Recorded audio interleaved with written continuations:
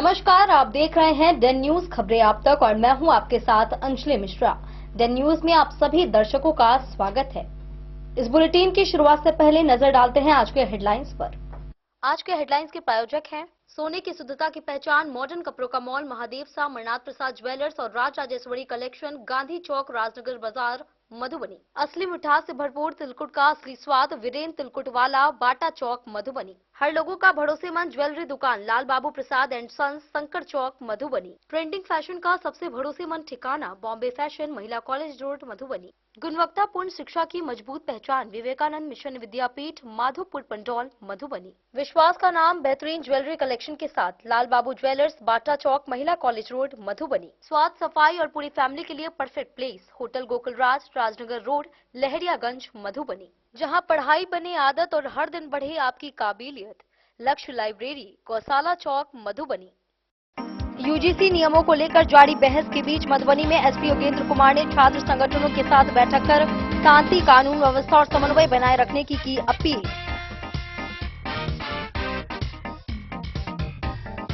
सहारघाट थाना क्षेत्र से नाबालिग लड़की के अपहरण मामले में पुलिस ने 3 घंटे में बरामदगी कर मुख्य आरोपी को गिरफ्तार कर भेजा जेल।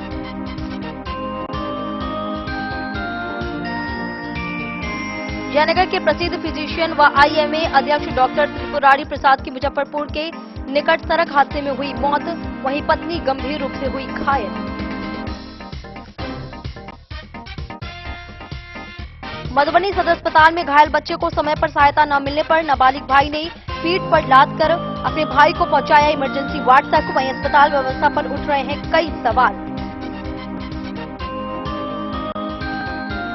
खजौली प्रखंड के लक्ष्मीबाई जीविका संकुल संघ में नई चेतना अभियान के तहत आयोजित वॉलीबॉल टूर्नामेंट में ए ग्रुप टीम ने बी ग्रुप को 2-1 से हराकर सील्ड किया अपने नाम। मधुबनी सदर मॉडर्न अस्पताल में पूछताछ, स्ट्रेचर, व्हीलचेयर व स्वच्छता व्यवस्था है बदहाल। मरीजों और परिजनों को मूलभूत सुविधाओं के अभाव में हो रही है काफी परेशानी।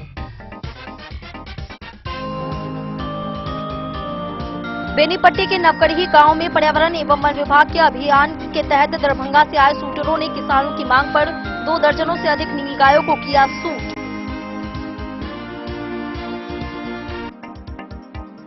बीसपी प्रखंड के पतौना थाना के नए भवन का एसपी योगेंद्र कुमार ने किया उद्घाटन। पुलिसिंग सुदृढ़ करने के लिए 2 महिला दरोगा की गई पदस्थापना। मधुबनी में सोना चांदी की कीमतों में तेजी से बढ़ोतरी से ज्वेलरी कारीगरों के रोजगार पर छाया संकट। चांदी के दाम 3 लाख प्रति किलो पहुंचने से नए ऑर्डर करीब 50% हुए कम।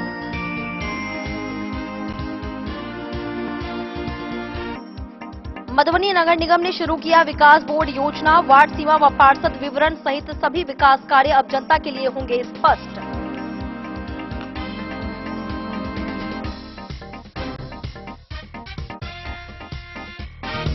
खबरें अब विस्तार से। यूजीसी के नियमों पर चल रहे विरोध समर्थन के बीच मधुबनी जिला प्रशासन अलर्ट मोड में नजर आ रहा है। पुलिस मुख्यालय के निर्देश पर एसपी योगेंद्र कुमार ने नगर थाना में छात्र संगठनों के नेताओं के साथ बैठक की। एसपी ने कहा कि विरोध करना लोकतांत्रिक अधिकार है, लेकिन कानून व्यवस्था से कोई समझौता नहीं किया जाएगा। उन्होंने प्रदर्शन से पूर्व पुलिस को सूचना देने का निर्देश दिया। वहीं छात्र नेताओं ने भी शांतिपूर्ण तरीके से अपनी बात रखने की प्रतिबद्धता जताई। यूजीसी के नियमों को लेकर देश भर में जारी विरोध और समर्थन के बीच मधुबनी जिला प्रशासन पूरी तरह अलर्ट मोड में है।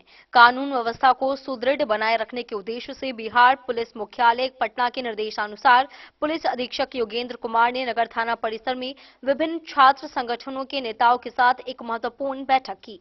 बैठक का मुख्य उद्देश्य जिले में शांति व्यवस्था बनाए रखना और किसी भी संभावित स्थिति से निपटने के लिए समन्वय स्थापित करना था। बैठक के दौरान एसपी योगेंद्र कुमार ने कहा कि यूजीसी के मुद्दे पर समाज के विभिन्न वर्गों में मतभेद सामने आ रहे हैं। एक ओर जहां कुछ संगठन इसका विरोध कर रहे हैं, वहीं दूसरी ओर कई लोग इसके समर्थन में भी अपनी बातें रख रहे हैं। उन्होंने स्पष्ट शब्दों में कहा कि लोकतंत्र में विरोध और समर्थन दोनों ही सभी नागरिकों के संवैधानिक अधिकार हैं, लेकिन यह अधिकार कानून की मर्यादा में रहकर ही प्रयोग किया जाना चाहिए। किसी भी प्रकार की अव्यवस्था हिंसा या सार्वजनिक संपत्ति को नुकसान पहुंचाना कतई बर्दाश्त नहीं किया जाएगा। एसपी ने छात्र नेताओं को निर्देश दिया कि यदि वे किसी भी प्रकार का धरना, प्रदर्शन या जुलूस आयोजित करना चाहते हैं तो उसकी पूर्व सूचना संबंधित थाना या पुलिस प्रशासन को अनिवार्य रूप से दे दें। इससे पहले समय रहते सुरक्षा व्यवस्था सुनिश्चित की जा सकेगी और किसी भी अप्रिय घटना से बचा जा सकेगा। उन्होंने यह भी अपील की कि छात्र नेता अपने अपने संगठनों के कार्यकर्ताओं को शांति बनाए रखने के लिए प्रेरित करें और अफवाहों से दूर रहें। बैठक में छात्र नेताओं ने भी अपने विचार खुलकर रखे। वहीं छात्र नेता बादल गुप्ता ने यूजीसी के कुछ प्रावधानों का समर्थन करते हुए कहा कि संभव है छात्रों के साथ पहले हुई किसी बड़ी अनहोनी या अत्याचार को ध्यान में रखते हुए ही सरकार ने ऐसे नियम लागू किए हों। हालांकि उन्होंने यह भी कहा कि यदि किसी पक्ष को नियमों में संशोधन की आवश्यकता महसूस होती है तो उस पर लोकतांत्रिक तरीके से विचार होना चाहिए। उन्होंने जानकारी दी कि वर्तमान में इस मामले पर न्यायालय द्वारा रोक लगाई गई है। इस अवसर पर छात्र नेता इकबाल, मनीष शंकर कुमार, मुकेश यादव, राजा कुमार, राम मिश्रा सहित कई अन्य छात्र प्रतिनिधि उपस्थित रहे। अंत में जिला प्रशासन ने सभी संगठनों से आपसी सौहार्द बनाए रखने, शांति कायम रखने और किसी भी तरह की भ्रामक सूचनाओं से बचने की अपील। जो रिसेंटली गाइडलाइंस आई थी उसको लेकर के क्या विधि व्यवस्था की समस्या हो सकती है, इसको लेकर के बिहार पुलिस मुख्यालय द्वारा दिशा निर्देश दिए गए थे। आज उसी के आलोक में जो कुछ छात्र नेता हैं टाउन के और विभिन्न एरियाज के, आज उनको बुला करके मेरे द्वारा टाउन थाना में उनसे बातचीत की गई है, उनसे फीडबैक लिया गया है, उनसे जानकारी ली गई है और हमारे द्वारा उन सभी को ये कहा गया है कि कोई भी वो बात हो या कोई भी उनका प्रोग्राम हो तो उसके बारे में पुलिस को जरूर सूचित करें, शांति व्यवस्था पूरी तरह से मेंटेन करके रखें और जो भी उनको संवैधानिक दायरे के अंदर जो भी अधिकार हैं प्रदर्शन के, धरना के, वो जरूर कर सकते हैं, लेकिन उसमें कानून का पूरी तरह से पालन होना चाहिए और पुलिस से उसमें सहयोग करे। तो काफ़ी अच्छी बातचीत हुई है उनसे। हालांकि उन्होंने बताया कि अभी उनका कोई ऐसा प्रोग्राम नहीं है। कोर्ट के द्वारा भी जो आदेश आया है वो लोग उसका सम्मान करते हैं और हमारी लगातार इनसे बातचीत होती रही होगी, तो कहीं कोई समस्या नहीं है, पूरी तरह से पीसफुल है। यूजीसी के रिगार्डिंग आज एसपी साहब से हम लोग की बात हुई है और उन्होंने सारे बिंदुओं पे बात की है कि यहाँ का माहौल कैसा है, छात्र ने क्या कैसे हैं। तो हम लोगों ने बताया है कि यहाँ का माहौल अच्छा है, सरकार ने कानून लाया है और सुप्रीम कोर्ट के द्वारा इस पर रोक भी लग गई है। ये सरकार का काम है। छात्र कहीं न कहीं जब प्रभावित होता है या छात्र के साथ घटना घटती है तो ऐसा कानून लाया जाता है। तो ऐसा कानून लाया है तो इसके मतलब ये समर्थन में हम लोग हैं कि छात्र के साथ कोई ऐसी घटना नहीं घटे। यूजीसी के समर्थन हाँ, यूजी के समर्थन में है और जो लोग भी हैं माने इनके विरोध भी, तो उनसे मैं आग्रह करना चाहता हूं कि अगर उसमें संशोधन करने की आवश्यकता हो तो संशोधन करना चाहिए। मेरा भी कहना है कि संशोधन होना चाहिए। अगर लगता है कि कुछ कानून में ऐसी कोई बातें हैं तो उसमें संशोधन किया जाए, तो संशोधन होना चाहिए। मगर कोई भी कानून तब लाया जाता है जब घटनाएं घटती है। तो इस तरह लगातार घटनाएं घट रही थी तो इस कानून को यूजीसी को लाया गया है। तो इसी के रिगार्डिंग सर से मेरी बातचीत हुई है, बात सार्थक रहा है। अभी आप लोग आंदोलन करने को लेकर के भी कुछ बात हुई है क्या एसपी साहब से? देखिए, ऐसा हम लोग अभी कोई प्लानिंग नहीं है आंदोलन वगैरह करने का। अगर आंदोलन करने की जहां तक बात होगी तो पहले हम लोग मांग रखेंगे प्रशासन से, लिखित आवेदन देंगे। ऐसा अभी हम लोग का कोई विचार नहीं है, ना हम लोग कोई लिखित रूप से दिए हैं। अपना परिचय बता। बादल गुप्ता, छात्र लीडर, मधुबनी। जिन न्यूज के लिए मधुबनी से फिरोज आलम के साथ प्रवीण झा की रिपोर्ट।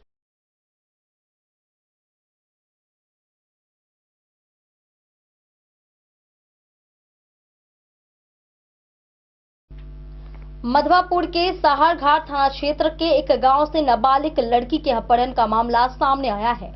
आरोप है कि 4 पहिया वाहन में बंद कर नाबालिग का अपहरण किया गया। पुलिस ने एफआईआर दर्ज होने के महज 3 घंटे के भीतर अपहृता को बरामद कर लिया। मामले में मुख्य आरोपी को गिरफ्तार कर न्यायिक हिरासत में भेज दिया गया है। वहीं पीड़िता के पिता के आवेदन पर 4 लोगों के विरुद्ध एफआईआर दर्ज की गई है।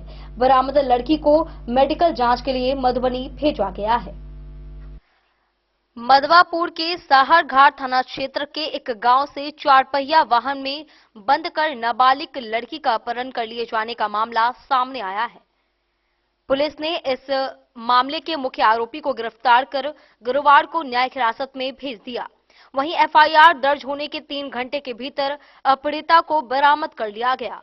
लड़की के पिता ने पुलिस को आवेदन देकर मामले की एफआईआर 28 जनवरी को दर्ज कराई थी। उन्होंने बताया कि अपहरण की घटना 25 जनवरी को हुई थी। आवेदक ने घटना के समय बेटी को सोने की अंगूठी, चैन और चांदी के पायल पहने होने का जिक्र शिकायत पत्र में किया था। उसने इस मामले में बेनीपट्टी थाना क्षेत्र के सोहरौल निवासी 2 सगे भाई और उसकी मां को नामजद कराया है। थाना अध्यक्ष राकेश कुमार रोशन ने बताया कि बरामद लड़की को मेडिकल जांच और न्यायिक प्रक्रिया के लिए मधुबनी भेजा गया है। वहीं मुख्य आरोपी मुकेश ठाकुर, उसका सगा भाई राकेश ठाकुर, उसकी मां सीता देवी और पिता बंगाली ठाकुर के खिलाफ एफआईआर दर्ज की गई है। द न्यूज के लिए मधवापुर से एसके दीपक की रिपोर्ट। जयनगर के प्रसिद्ध जनरल फिजिशियन एवं आईएमए के स्थानीय अध्यक्ष डॉक्टर त्रिपुरारी प्रसाद की बुधवार रात सड़क हादसे में मौत हो गई। वे अपनी पत्नी महिला रोग विशेषज्ञ डॉक्टर अनु सिन्हा के साथ शाम करीब 5 बजे पटना में आयोजित कॉन्फ्रेंस में भाग लेने निकले थे। मुजफ्फरपुर के पास हुए हादसे में डॉक्टर त्रिपुरारी की मौके पर ही मौत हो गई, जबकि उनकी पत्नी गंभीर रूप से घायल हो गई। उनके निधन से चिकित्सा जगत सहित सामाजिक संगठनों में शोक की लहर है। जयनगर के प्रसिद्ध फिजिशियन डॉक्टर त्रिपुरारी प्रसाद की बुधवार की रात सड़क हादसे में मौत हो गई। इस दुखद खबर से जयनगर सहित पूरे क्षेत्र में शोक की लहर फैल गई है। वे इंडियन मेडिकल एसोसिएशन के स्थानीय अध्यक्ष थे तथा किशोर कला और जीवन दीप अस्पताल ट्रस्ट के वरिष्ठ सदस्य भी थे।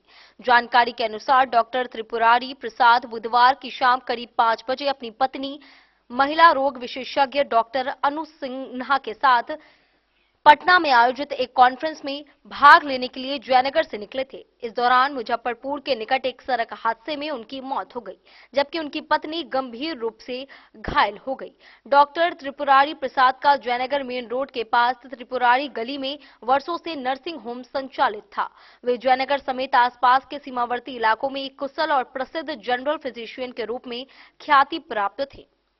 उनके निधन की खबर मिलते ही जीवनदीप अस्पताल के परियोजना निदेशक विमल मस्कारा, आईएमए के पूर्व सचिव doctor Ratneshwar Prasad, doctor AP Singh, doctor Mukesh Mahaseth, doctor Manohar Jaiswal, IMA के सचिव doctor Ronit Kumar, dental association के डॉक्टर संजय यादव, सुमन शर्मा सहित अन्य चिकित्सक, समाज और विभिन्न राजनीतिक व सामाजिक संगठनों के पदाधिकारियों ने गहरी शोक संवेदना व्यक्त की है।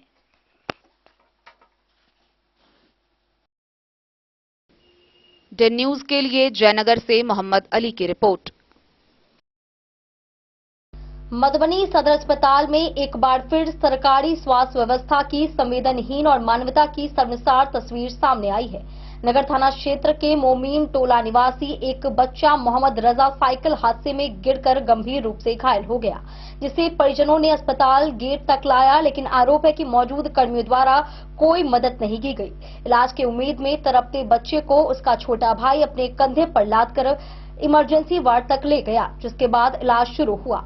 यह दृश्य यह सवाल खड़ा करता है कि क्या अब सरकारी अस्पतालों में इंसानियत की कोई जगह नहीं है। साथ ही उन कर्मियों पर कार्रवाई होने की भी बात कही जा रही है। मधुबनी जिला मुख्यालय स्थित सदर अस्पताल में एक बार फिर मानवीय संवेदनाओं को झकझोर देने वाला मामला सामने आया है। अस्पताल, जिसे लोगों की जान बचाने का केंद्र कहा जाता है, वहीं लापरवाही और उदासीनता का ऐसा दृश्य दिखा जिसने पूरे समाज को सोचने पर मजबूर कर दिया। नगर थाना क्षेत्र के मोमीन टोला निवासी अब्दुल सलाम के पुत्र मोहम्मद रजा साइकिल चलाने के दौरान असंतुलित होकर जमीन पर गिर पड़े। इस दौरान हादसे में उनके पैर में गंभीर चोट आई और गहरा जख्म हो गया। खून बहता देख परिजन घबरा गए और किसी तरह सवारी के माध्यम से घायल बच्चे को सदर अस्पताल के गेट तक लाया गया, लेकिन आरोप है कि अस्पताल परिसर में मौजूद कर्मियों और जिम्मेदार लोगों ने घायल बच्चे को देखने के बावजूद तत्काल कोई सहायता नहीं की। इस दौरान जो दृश्य सामने आया उसने मानवता को शर्मसार कर दिया। घायल मोहम्मद रजा का छोटा भाई, जो खुद एक मासूम बच्चा है, अपने बड़े भाई की जान बचाने के लिए उसे अपनी पीठ पर लादकर अस्पताल की इमरजेंसी तक पहुंचाया। यह दृश्य न केवल दर्दनाक था बल्कि अस्पताल व्यवस्था पर गंभीर सवाल खड़े करने वाला भी था। घायल बच्चे की मां ने बताया कि उन्होंने बार बार मदद की गुहार लगाई, लेकिन अस्पताल कर्मियों की ओर से कोई तत्परता नहीं दिखाई गई। मजबूरी में छोटे भाई ने साहस दिखाया और अपने भाई को पीठ पर लादकर इमरजेंसी वार्ड तक पहुंचाया। तब जाकर इलाज की प्रक्रिया शुरू हो पाई। यह घटना सदर अस्पताल की कार्यप्रणाली और संवेदनहीनता को उजागर करती है। सवाल यह है कि यदि समय रहते सहायता मिल जाती तो एक मासूम बच्चे को यह बोझ क्यों उठाना पड़ता? क्या सरकारी अस्पतालों में इंसानियत से बढ़कर कोई और व्यवस्था हावी हो चुकी है? या प्रशासन और स्वास्थ्य विभाग को इस मामले का संज्ञान लेकर जिम्मेदार लोगों पर कार्रवाई करनी चाहिए, ताकि भविष्य में किसी मासूम को अपने भाई की जान बचाने के लिए ऐसी मजबूरी का सामना न करना पड़े। डेन न्यूज के लिए प्रवीण कुमार झा की रिपोर्ट। खजौली प्रखंड परिसर स्थित लक्ष्मीबाई जीविका संकुल संघ में नई चेतना अभियान के तहत जीविका दीदियों ने खेल के मैदान में दमखम दिखाया। वॉलीबॉल और बैडमिंटन प्रतियोगिता में ए ग्रुप व बी ग्रुप के बीच खेले गए रोमांचक मुकाबले में ए ग्रुप ने 2-1 से जीत दर्ज कर शील्ड पर कब्जा जमाया। तालियों की गूंज के बीच बीपीएम आयुषी कुमारी ने विजेता टीम को सम्मानित किया और महिलाओं की खेल प्रतिभा की सराहना की। खजौली प्रखंड कैंपस स्थित लक्ष्मीबाई जीविका संकुल संघ के प्रांगण में बुधवार को नई चेतना अभियान के तहत जीविका दीदियों द्वारा वॉलीबॉल टूर्नामेंट एवं बैडमिंटन खेल प्रतियोगिता का आयोजन किया गया। कार्यक्रम का नेतृत्व प्रखंड जीविका बीपीएम आयुषी कुमारी ने किया। वॉलीबॉल टूर्नामेंट में लक्ष्मीबाई जीविका संकुल संघ की ए ग्रुप एवं बी ग्रुप टीम के बीच रोमांचक मुकाबला खेला गया। दोनों टीमों की महिलाओं ने शानदार खेल का प्रदर्शन किया। कड़े मुकाबले में ए ग्रुप टीम ने 2-1 से बढ़त बनाते हुए बी ग्रुप को पराजित कर शील्ड कप पर कब्जा जमाया। मैच के दौरान खेल मैदान तालियों की गड़गड़ाहट से गूंजता रहा। दर्शकों के उत्साहवर्धन से जीविका दीदी खिलाड़ियों का हौसला और भी बुलंद नजर आया। प्रतियोगिता के समापन पर विजेता टीम को बीपीएम आयुषी कुमारी द्वारा शील्ड कप देकर सम्मानित किया गया। इस अवसर पर बीपीएम आयुषी कुमारी ने कहा कि खेल का मुख्य उद्देश्य यह संदेश देना है कि महिलाएं भी पुरुषों की तरह हर खेल में आगे बढ़ सकती है और अपनी क्षमता साबित कर सकती हैं। कार्यक्रम में जीविका एसी संजीत कुमार, संदीप कुमार, संतोष कुमार, राम सागर, कमलेश ठाकुर, जीविका दीदी ककुलती देवी, प्रतिभा देवी, गायत्री देवी सहित दर्जनों जीविका महिलाएं उपस्थित रहीं। खजौली से सुधांशु ठाकुर की रिपोर्ट। वक्त हो चला एक छोटे से ब्रेक का। मिलते हैं ब्रेक के बाद। आप बने रहिए हमारे साथ। त्योहार और शादी विवाह का सीजन आ गया है और इसी सुनहरे मौके पर राजनगर के विश्वसनीय प्रतिष्ठान महादेव शाह अमरनाथ प्रसाद ज्वेलर्स और Raj Rajeshwari collection RP mall अपने ग्राहकों के लिए लेकर आया है शानदार ऑफर। अब सोने चांदी के गहनों की मेकिंग चार्ज पर 32% तक की पाई छूट और डायमंड ज्वेलरी पर भी 22% तक का विशेष डिस्काउंट। तो बढ़ते दामों से पहले अपने मनपसंद गहनों की बुकिंग आज भी कराएं। वहीं Raj Rajeshwari collection RP mall में साड़ी, सूट, लहंगा, कुर्ता पैजामा, शेरवानी, जींस, शर्ट, बच्चों के कपड़े और बेडशीट का आकर्षक व नवीनतम कलेक्शन भी उपलब्ध है और इन सभी कपड़ों पर मिल रहा है फ्लैट 32% तक का डिस्काउंट। तो देर किस बात की? इस त्योहार और शादी सीजन को बनाए और भी खास। केवल महादेव शाह अमरनाथ प्रसाद ज्वेलर्स और Raj Rajeshwari collection RP mall के साथ। हमारा पता है गांधी चौक, राजनगर बाजार, मधुबनी। अब आपके अपने शहर मधुबनी में खुल चुका है आधुनिक सुविधाओं से सुसज्जित लक्ष्य लाइब्रेरी। यहाँ आपको मिलेगा 24 घंटे 7 दिन खुला रहने वाला अध्ययन स्थल, जहाँ हर वक्त रहेगा शांत और प्रेरणादायक माहौल। सुविधा है फ्री पार्किंग, आरओ वाटर और फुल्ली एयर कंडीशन हॉल की। बिजली की कोई चिंता नहीं, क्योंकि 24 घंटे पावर बैकअप इन्वर्टर और हर सीट पर इंडिविजुअल चार्जिंग पॉइंट है उपलब्ध। आपके पढ़ाई को रफ्तार देने के लिए है high speed internet, wifi, current affair magazine और प्रतिदिन हिंदी इंग्लिश न्यूज़पेपर। साथ ही लॉकर सुविधा, डिस्कशन पॉइंट और आरामदायक हैंडल वाली कुर्सियां भी उपलब्ध है। आपकी सुविधा के लिए यहाँ है कैफेटेरिया का उत्तम प्रबंध। तो इंतजार किस बात का? आज ही आइए और जुड़िए लक्ष्य लाइब्रेरी से। हमारा पता है गौशाला चौक, मोबाइल टावर के सामने, मधुबनी। लक्ष्य लाइब्रेरी, जहां पढ़ाई का हर लक्ष्य होगा पूरा। मधुबनी। इस शादी सीजन सिर्फ हमारे साथ खरीदें और पाएं 100% एक्सचेंज वैल्यू। आप सोने चांदी या हीरे के आभूषणों की तलाश में हैं तो हमारे ज्वेलरी शॉप में मिलेंगे आपको हर तरह के आभूषण बेहद किफायती दामों पर। हर अवसर के लिए आभूषण आपके बजट में। लाल बाबू प्रसाद एंड सन्स, संकट चौक, बैंक ऑफ इंडिया के बगल में, मधुबनी। नए और शानदार स्टॉक के साथ अब हर रिश्ते को करे और भी सुंदर। लाल बाबू प्रसाद एंड सन्स, संकट चौक, बैंक ऑफ इंडिया के बगल में, मधुबनी। हमारे सभी गोल्ड ज्वेलरी शॉप पर HUID है मौजूद।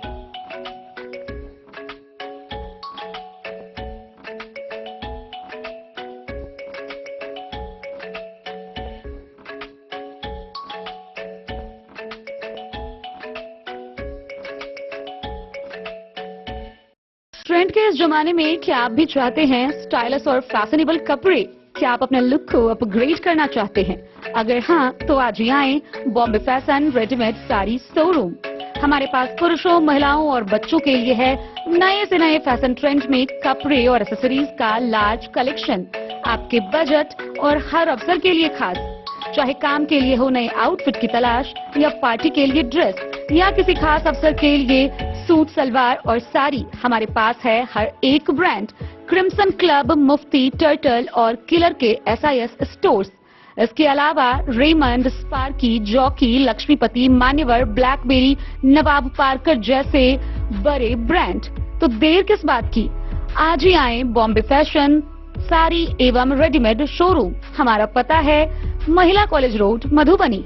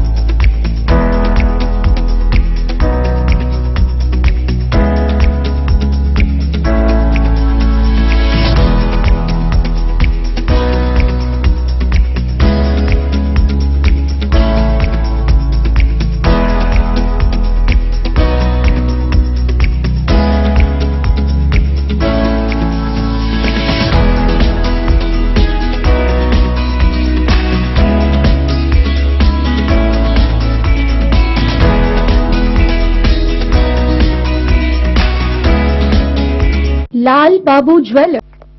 मधुबनी सदर मॉडर्न अस्पताल, जो जिले का सबसे बड़ा सरकारी स्वास्थ्य केंद्र माना जाता है, इन दिनों बदहाल व्यवस्था का प्रतीक बन गया है।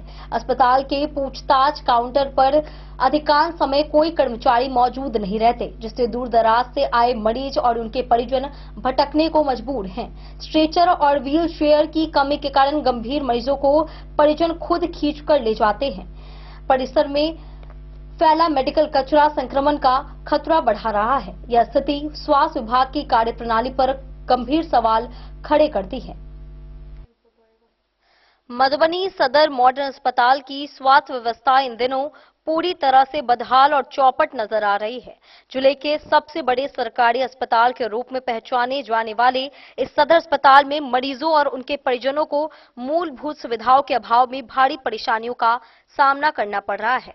अस्पताल की अव्यवस्था यह साबित कर रही है कि यहां न तो प्रशासन की सख्त निगरानी है और न ही जिम्मेदार कर्मियों की जवाबदेही तय की गई है। बताया जाता है कि सदर मॉडर्न अस्पताल के पूछताछ केंद्र पर अधिकांश समय कोई भी कर्मचारी मौजूद नहीं रहता। दूर दराज के क्षेत्रों से इलाज के लिए आने वाले मरीजों के परिजन जानकारी के अभाव में इधर उधर भटकते नजर आते हैं। किस मरीज को किस विभाग में ले जाना है, डॉक्टर कहां बैठते हैं या जांच कहां होगी, इन सवालों के जवाब के लिए उन्हें काफी कष्ट उठाना पड़ता है। अस्पताल में स्ट्रेचर और व्हील चेयर की समुचित व्यवस्था न होने के कारण मरीजों को उनके परिजन स्वयं स्ट्रेचर पर खींचकर ले जाने को मजबूर हैं। गंभीर अवस्था में भर्ती मरीजों के लिए यह स्थिति बेहद चिंताजनक है। कई बार बुजुर्ग और महिलाओं को भी भारी स्ट्रेचर ढोते देखा जा सकता है, जो स्वास्थ्य सेवाओं की संवेदनहीनता को उजागर करता है। इसके अलावा अस्पताल परिसर में जगह जगह मेडिकल कचरे का अंबार लगा हुआ है। इस्तेमाल किए गए सिरिंज, पट्टियां और अन्य अपशिष्ट खुले में पड़े रहने से संक्रमण फैलने का खतरा बना रहता है। यह न केवल मरीजों बल्कि अस्पताल कर्मचारियों और आम लोगों के स्वास्थ्य के लिए भी गंभीर खतरा है।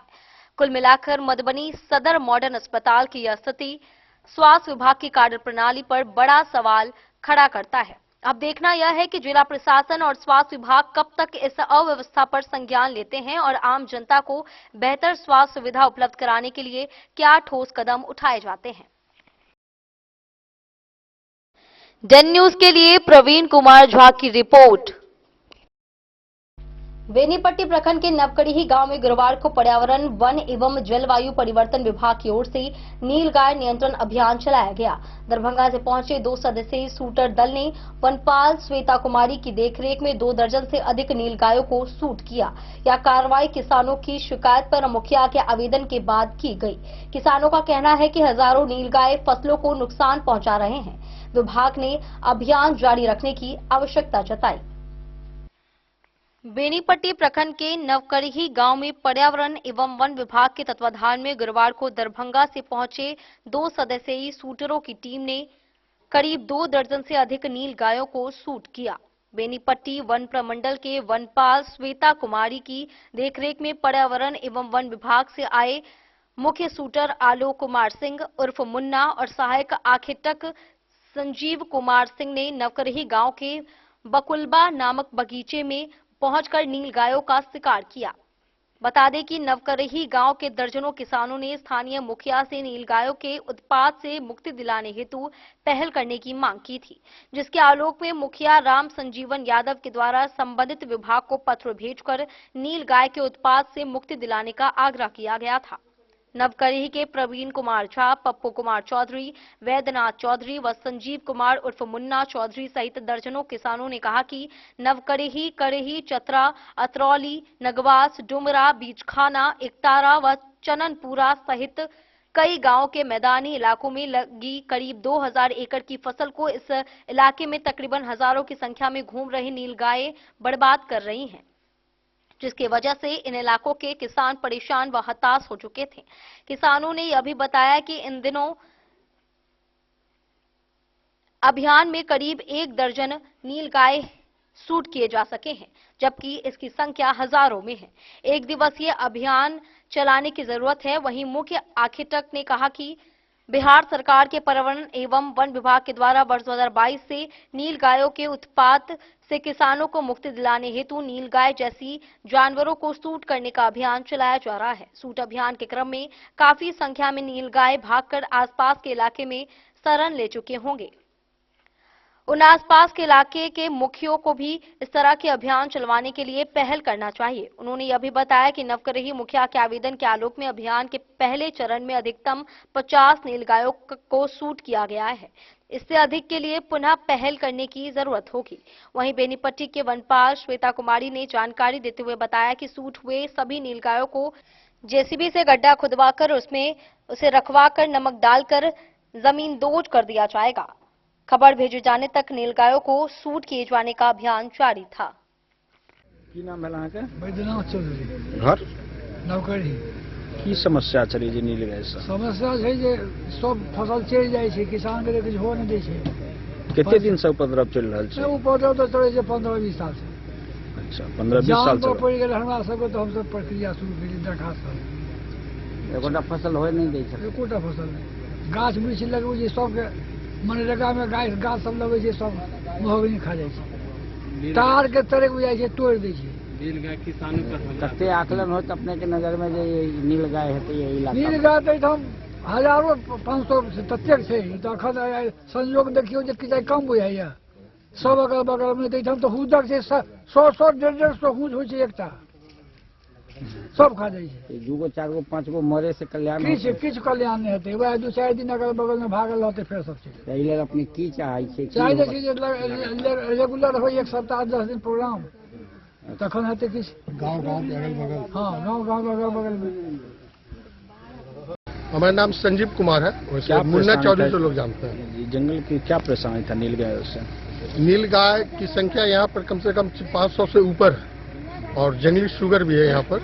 और यहाँ पर जितना भी फसल है लोगों का, कोई भी किसान का कोई भी सुरक्षित नहीं है। इवन हम भी जो अभी 4-5 बीघा गेहूं का खेती किए हैं, जो गेहूं अभी अब पूरा गमड़ा जाना चाहिए था, सबको चर करके एकदम खुट्टी कर दिया है। तो फसल तो हो नहीं रहा है, किसान एकदम त्राहिमाम में है। आसपास के कौन कौन से गांव के ये क्षेत्र पड़ता है जहां ये नीलगाय से लोग परेशान हैं? यहाँ पर नीलगाय से परेशान तो हमारा गांव तो है ही, बगल में कहीं भी है, गांव में चतरा है, नगवास है, ये सब गांव में है। अभी तो हम मान लिया अपने गांव में शूटिंग है, कुछ दिन के लिए रुक भी जाए, लेकिन इसको कंटिन्यू जब तक नहीं किया जाएगा तब तक इसका सफाई नहीं है। इसके लिए और भी 2-4 बार आना पड़ेगा इन लोगों को। लगभग कितने एकड़ होगा एरिया जिसमें ये क्षति पहुंचाता हो? लगभग 2-3 हजार बीघा। तो ये आपको लगता क्योंकि है 3-4 गांव है, सब सटा हुआ है। सब गांव का रकबा लीजिए तो हमको लगता है शायद हम कम बोल रहे हैं। अच्छा, आपको लगता है कि इस एक अभियान से काम पूरा नहीं हो पाएगा? नहीं, इस एक अभियान से काम नहीं होगा। यहाँ कुछ दिन लगातार टीम को आना पड़ेगा। आप लोग के स्थानीय प्रयास से मतलब जिला वहाँ से आए, बाहर से आए हैं शूटर, हाँ, और आज जो मरा है नीलगाय, इससे तो कुछ तो राहत मिलेगी। इससे यही होगा अभी कि कुछ दिनों के लिए 2-4, 5-10 दिनों के लिए उसका प्रकोप कम हो जाएगा। अभी साफ नहीं हो पाएगा, साफ के लिए थोड़ा लगातार टाइम देना पड़ेगा। बेनीपट्टी से विनोद कुमार की रिपोर्ट। बिस्पी प्रखंड क्षेत्र के पतौना थाना के नवनिर्मित भवन का उद्घाटन एसपी योगेंद्र कुमार ने फीता काटकर किया। यह भवन स्वर्गीय निवाती यादव द्वारा दान की गई भूमि पर निर्मित है। एसपी ने कहा कि नए भवन से अपराध नियंत्रण, अनुसंधान और पर्यवेक्षण की गुणवत्ता में सुधार होगा। इससे आम लोगों और पुलिस कर्मियों दोनों को सुविधा मिलेगी। इस अवसर पर थाना में पहली बार 2 महिला दरोगा पीएसआई मीनू कुमारी और पीएसआई बेबी कुमारी की पदस्थापना भी की गई। पुलिसिंग व्यवस्था को चुस्त दुरुस्त करने को लेकर बिस्पी प्रखंड क्षेत्र के पतौना थाना की नई भवन का उद्घाटन एसपी योगेंद्र कुमार ने फीता काटकर किया। जानकारी हो कि थाना की जमीन पतौना गांव निवासी अवकाश प्राप्त शिक्षक स्वर्गीय निवाती यादव के द्वारा जमीन दान में दी गई है। इस मौके पर आगत अतिथियों को थाना परिवार की ओर से पाक दुपट्टा माला पहनाकर स्वागत एवं सम्मानित किया गया। पुलिसिंग व्यवस्था को और अधिक चुस्त दुरुस्त बनाने के उद्देश्य से बिस्पी प्रखंड क्षेत्र के पतौना थाना के नए भवन का उद्घाटन पुलिस अधीक्षक योगेंद्र कुमार ने फीता काटकर किया। जानकारी के अनुसार थाना भवन के लिए पतौना गांव निवासी सेवानिवृत्त शिक्षक स्वर्गीय निवाती यादव द्वारा जमीन दान में दी गई थी। इस अवसर पर थाना परिवार की ओर से आगत अतिथियों का पाक दुपट्टा और माला पहनाकर स्वागत एवं सम्मान किया गया। साथ ही थाना में पहली बार 2 महिला दरोगा की पदस्थापना भी की गई। उद्घाटन समारोह को संबोधित करते हुए एसपी योगेंद्र कुमार ने कहा कि नए थाना भवन से अपराध नियंत्रण, गुणवत्तापूर्ण अनुसंधान एवं पर्यवेक्षण में काफी मदद मिलेगी। इससे न केवल आम जनता को सुविधा होगी बल्कि थाना में कार्यरत पुलिस पदाधिकारियों और कर्मियों को भी बेहतर कार्य वातावरण मिलेगा। उन्होंने कहा कि नए भवन के निर्माण से कानून व्यवस्था और अधिक सुदृढ़ होगी, केस डिस्पोजल में तेजी आएगी और आम लोगों को त्वरित न्याय मिल सकेगा। एसपी ने थाना में प्रत्येक सोमवार और शुक्रवार को जनता दरबार आयोजित करने तथा आम लोगों के साथ शालीन एवं संवेदनशील व्यवहार करने का निर्देश दिया। साथ ही बिस्पी थाना को सर्किल सेक्टर बनाए जाने और अच्छे कार्य करने वाले पुलिस पदाधिकारियों को सम्मानित करने की भी बात कही गई। पतौना थाना अध्यक्ष अनुराग कुमार ने कहा कि नए थाना भवन से क्षेत्र में कानून व्यवस्था को सुदृढ़ करने में काफी सहायता मिलेगी। उन्होंने बताया कि थाना में 2 महिला दरोगा की पद स्थापना की गई है, जिनमें पीएसआई मीनू कुमारी एवं पीएसआई बेबी कुमारी शामिल हैं। इस मौके पर DSP Amit Kumar, circle inspector Neeraj Kumar Verma, Ausi थानाध्यक्ष आदित्य कुमार भगत, एसआई अर्पण कुमार, उदय कुमार समेत अन्य गणमान्य लोग मौजूद रहे।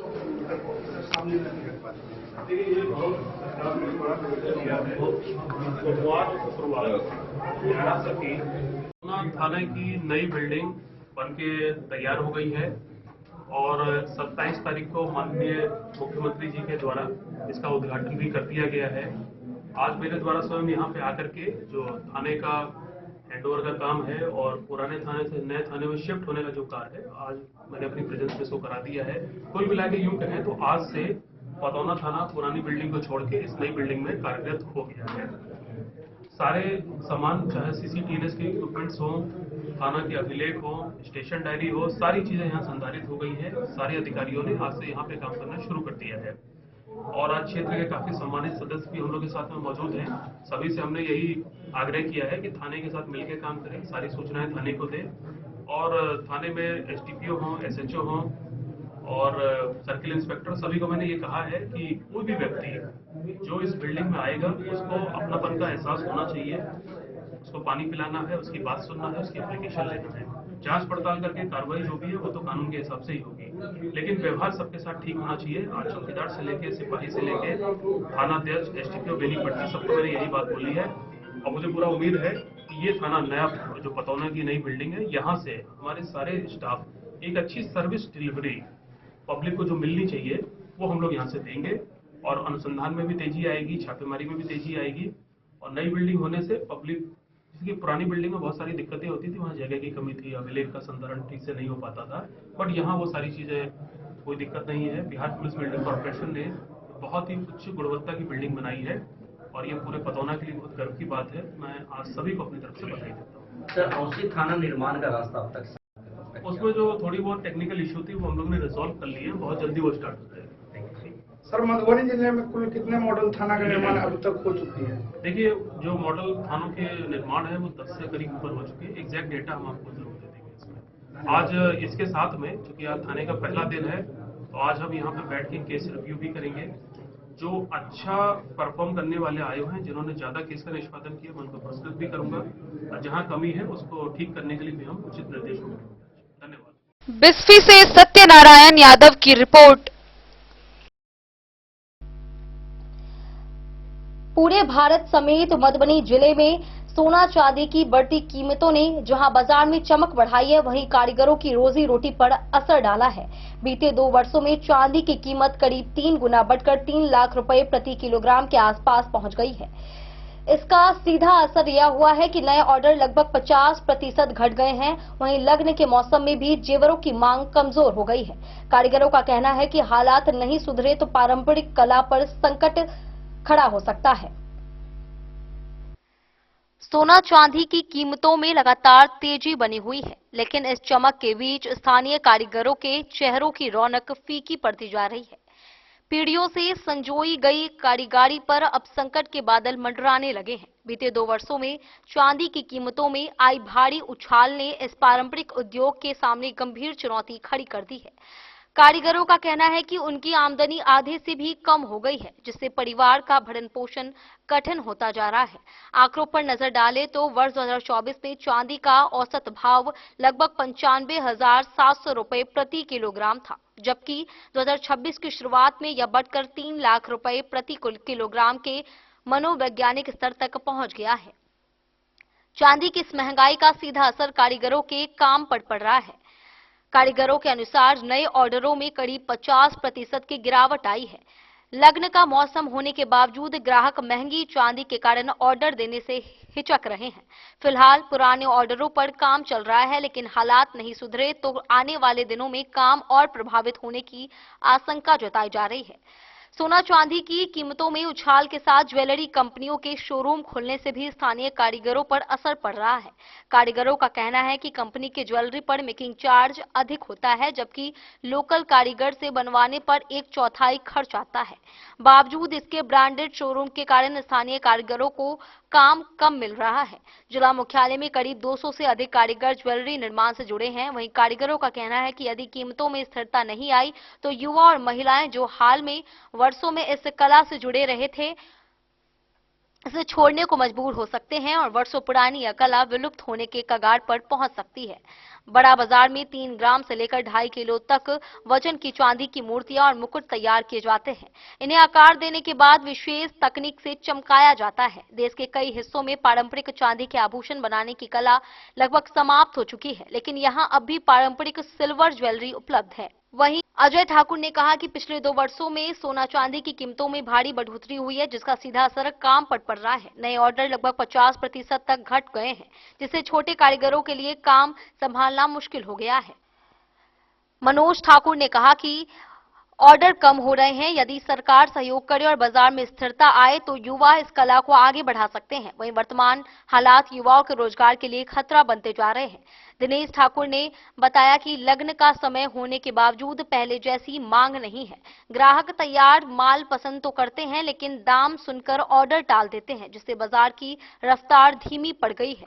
वहीं प्रमोद ने कहा कि यह कला उनकी पुश्तैनी पहचान है, लेकिन मौजूदा परिस्थितियों में उनका भविष्य संकट में नजर आ रहा है।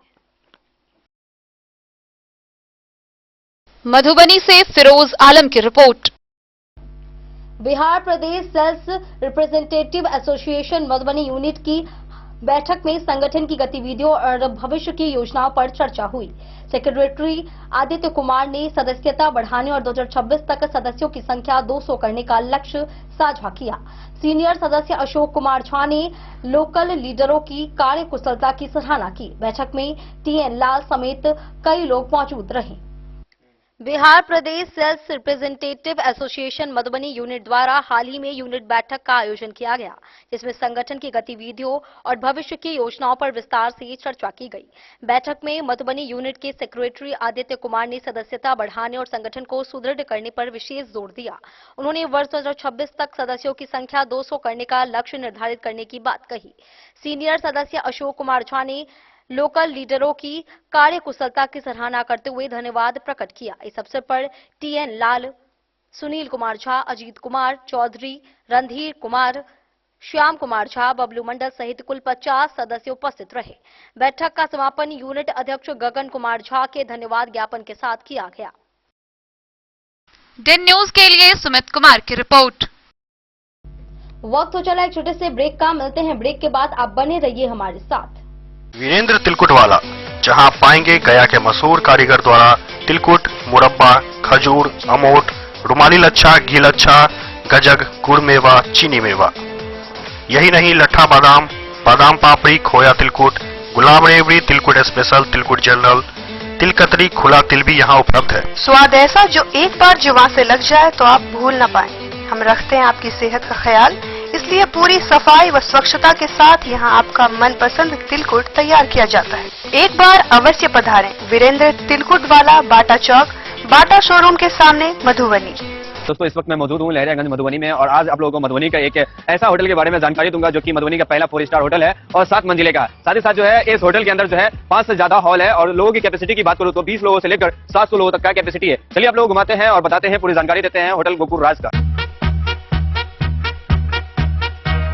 मधुबनी का ये पहला होटल है जो कि एक साथ 30 से ज्यादा जो है फंक्शन करवाते हैं और शादी करवाने का एक ऐसे व्यवस्था का आविष्कार किया है जो कि मुझे नहीं लगता है कि पूरे बिहार में किसी भी होटल में संभव है, क्योंकि ये होटल आपको देता है all in one marriage combo package, जिसमें आपको सिर्फ हॉल ही नहीं मिलता है, 50+ फैसिलिटीज के साथ आपका शादी पूरा करवाने का वादा भी करता है। डेकोरेटेड स्टेज, मड़वा, 15 सर्विंग स्टाफ, मैनेजर, गार्ड, टोकली, हॉल, समाज, वालो, हवन कुंड और भी बहुत कुछ मिलेगा। साथ ही आपको मिलेगा दुल्हन के लिए एक रूम, दुल्हा के लिए एक रूम, दुल्हन की फैमिली के लिए एक रूम और दुल्हा के फैमिली के लिए एक रूम। मतलब टोटल आपको 4 रूम मिलेगा। यहाँ के हर हॉल में ऐसी भव्य व्यवस्था है कि एक ही हॉल में बिना भाग दौड़ के आप जयमाला, भोज से लेकर शादी की सभी रस्म एक साथ कर सकते हैं। चलिए अब आप लोगों को घुमाते हैं यहाँ का 24 लग्जरियस रूम। होटल गोकुल राज की सबसे बड़ी खासियत यह है कि यहाँ के कोई भी रूम का डिजाइन एक दूसरे से नहीं मिलता है, जो होटल गोकुल राज को पूरे बिहार और मधुबनी में सबसे खास बनाता है। साथ ही आपको होटल गोकुल राज में ग्राउंड फ्लोर पे मिलेगा आलीशान रेस्टोरेंट, जहाँ पर आप वेज, चाइनीज, इटालियन और बहुत सारे प्रकार के व्यंजन का स्वाद ले सकते हैं। 50+ कार पार्किंग के साथ यह मधुबनी का पहला ऐसा होटल है जिसकी खुद की कार पार्किंग की सुविधा है। ज्यादा जानकारी के लिए संपर्क कीजिए 8271406108। आनंद मिशन विद्यापीठ शिक्षा के क्षेत्र में एक नया आयाम अब छोटे बच्चों के लिए भी आधुनिक सुविधाओं के साथ उपलब्ध। विवेकानंद मिशन विद्यापीठ जूनियर, जहां क्लास प्री नर्सरी से 5th स्टैंडर्ड तक के बच्चों का एडमिशन प्रारंभ है। अगर आप भी चाहते हैं अपने बच्चों का शिक्षा के क्षेत्र में बेहतर विकास, तो विवेकानंद मिशन विद्यापीठ जूनियर है आपके लिए तैयार। 2.5 से 10 वर्षों के बच्चों के लिए आपको मिलेगा आधुनिक सुविधाओं के साथ एक बेहतर शिक्षा का माहौल। सीबीएसई बेस्ड करिकुलम सिलेबस के साथ साथ स्टूडेंट्स होंगे art and craft, game and sports और कल्चरल एक्टिविटीज में अव्वल। इंग्लिश मीडियम के माहौल के बीच स्टूडेंट्स बनेंगे स्मार्ट, जहां किताबी ज्ञान के साथ साथ हर क्षेत्र में स्टूडेंट्स होंगे अवेयर। हॉबीज और इंटरेस्ट को मिलेगी प्राथमिकता। तो आइए और अपने बच्चों के बेहतर भविष्य के लिए आज ही नामांकन करवाइए। विवेकानंद मिशन विद्यापीठ जूनियर। हमारा पता है सिरहुत कॉलोनी, नगर परिषद। जिला प्रशासन द्वारा पुलिस विभाग के सभी कार्यालयों को ई ऑफिस के माध्यम से पूर्णतः पेपरलेस बनाने की प्रक्रिया शुरू कर दी गई है। इसी क्रम में डीआरडीए सभागार में पुलिस कर्मियों एवं पदाधिकारियों को ई ऑफिस के संचालन, फाइल प्रबंधन, पत्राचार, ज्ञापन और आदेश जारी करने जैसे कार्यों पर व्यवहारिक प्रशिक्षण दिया गया। प्रशिक्षण कार्यक्रम जिला आईटी प्रबंधक आशीष कुमार एवं पुलिस उपाधीक्षक रश्मि की अध्यक्षता में संपन्न हुआ। जिला प्रशासन मधुबनी द्वारा ई गवर्नेंस को सुदृढ़ करने की दिशा में निरंतर प्रभावी प्रयास किए जा रहे हैं। उल्लेखनीय है कि मधुबनी जिला के सभी प्रशासनिक कार्यालय पूर्व में ही ई ऑफिस प्रणाली के माध्यम से पूर्णतः पेपरलेस हो चुके हैं। इसी क्रम में अब पुलिस विभाग के सभी कार्यालयों को भी ई ऑफिस के माध्यम से पूर्णतः पेपरलेस किए जाने की प्रक्रिया प्रारंभ की गई है, जिसके लिए बुधवार को डीआरडीए सभागार में पुलिस विभाग के कर्मियों एवं पदाधिकारियों को ई ऑफिस के सफल क्रियान्वयन को लेकर कर्मियों एवं पदाधिकारियों को प्रशिक्षण दिया गया।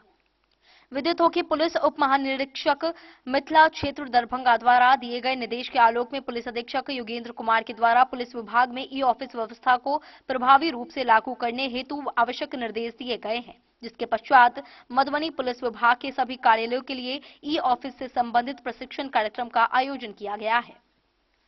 प्रशिक्षण कार्यक्रम जिला आईटी प्रबंधक आशीष कुमार एवं पुलिस उपाधीक्षक मुख्यालय रश्मि की अध्यक्षता में संपन्न हुई, जिसमें आईटी सेल से मास्टर ट्रेनर प्रणव कुमार सिंह, प्रशांत कुमार, अजय कुमार, सूरज कुमार कामत सहित अन्य लोगों ने पुलिस अधीक्षक कार्यालय तथा मधुबनी पुलिस विभाग के अधिकारियों और कर्मियों को प्रशिक्षण प्रदान किया। प्रशिक्षण में पुलिस कार्यालयों के शाखा प्रभारियों, पुलिस पदाधिकारियों एवं कर्मियों ने सहभागिता की।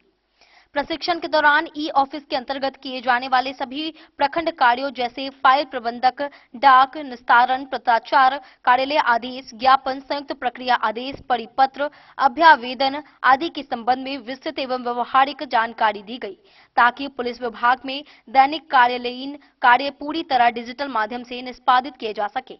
इस प्रशिक्षण का मुख्य उद्देश्य पुलिस विभाग के सभी कार्यालयों को ई ऑफिस प्रणाली से जोड़कर कार्य प्रणाली में पारदर्शिता, कार्य निष्पादन की गति एवं दक्षता को बढ़ावा देना है। साथ ही इससे कागज के उपयोग में कमी लाकर पर्यावरण संरक्षण एवं सुशासन को भी मजबूती प्रदान करना है। जिला प्रशासन को विश्वास है कि इस प्रशिक्षण के पश्चात मधुबनी पुलिस विभाग शीघ्र ही ई ऑफिस के माध्यम से पूर्णतः पेपरलेस होकर डिजिटल प्रशासन की दिशा में एक सशक्त एवं अनुकरणीय मॉडल प्रस्तुत करेगा।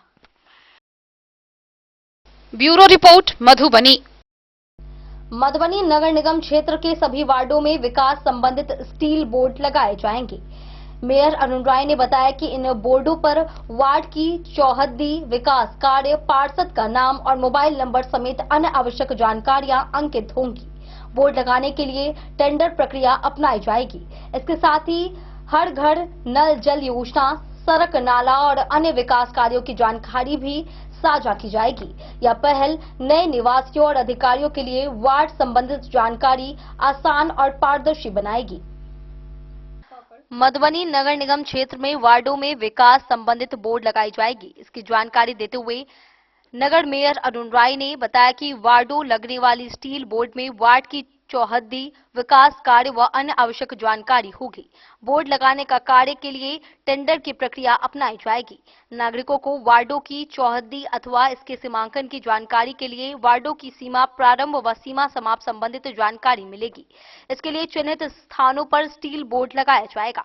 निगम की ओर से स्थानों को चिन्हित किए जाने को लेकर अमीन सहित अन्य जानकारों की एक कमेटी बनाई जाएगी। इस कमेटी से प्राप्त प्रतिवेदन के आधार पर विधिवत रूप से इस पर पहल प्रारंभ कर दिया जाएगा।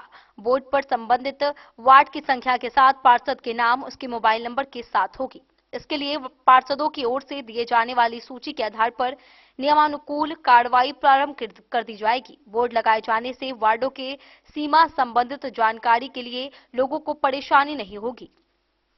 बोर्ड लगाए जाने से लोगों को वार्ड संबंधित जानकारी आसानी से प्राप्त होगी। वहीं मेयर अरुण राय ने बताया कि वह बोर्ड लगाए जाने से वार्ड में आने वाले नए लोगों या किसी भी पदाधिकारी को वार्ड संबंधित जानकारी लेने में काफी सुविधा होगी। बूथ पर हर घर नल जल योजना, सड़क नाला सहित अन्य विकास योजनाओं को अंकित किए जाने से वार्ड के विकास की जानकारी सहज ढंग से मिल जाएगी।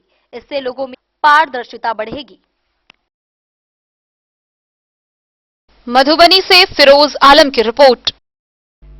आगामी 2 फरवरी से इंटरमीडिएट परीक्षा का आयोजन बेनीपट्टी के 9 केंद्रों पर किया जाएगा, जिसमें कुल 5,781 परीक्षार्थी शामिल होंगे। हर बेंच पर केवल 2 परीक्षार्थी बैठेंगे। वहीं सुरक्षा के लिए 16 दंडाधिकारी, 9 पुलिस अधिकारी और अतिरिक्त गश्ती टीम तैनात की गई है। परीक्षा केंद्र के आसपास 500 गज की निषेधाज्ञा लागू रहेगी। वहीं इलेक्ट्रॉनिक गैजेट और मोबाइल पर रोक होगी और सभी केंद्रों पर सीसीटीवी एवं वीडियोग्राफी से सतत निगरानी रखी जाएगी।